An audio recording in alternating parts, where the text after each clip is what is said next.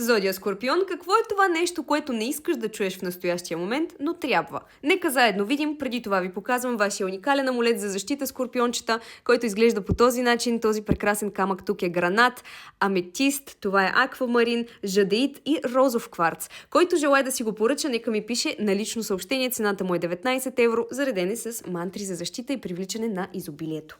Хайде да видим какво е това, което трябва да чуете, но не искате. Контролът всъщност, скорпиончета, не е ваша сила. То е страх да не бъдете наранени. Вие усещате изключително дълбоко, но понякога не показвате. Държите дистанция, тествате хората и пазите тайни.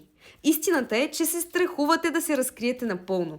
Но всъщност без уязвимост няма истинска близост. Ако продължите да държите всички на една ръка разстояние, ще останете сами дори сред хора. Пожелавам ви успех! За индивидуална таро, любовна или кариерна подредба или пък лична консултация пишете ми на лично съобщение.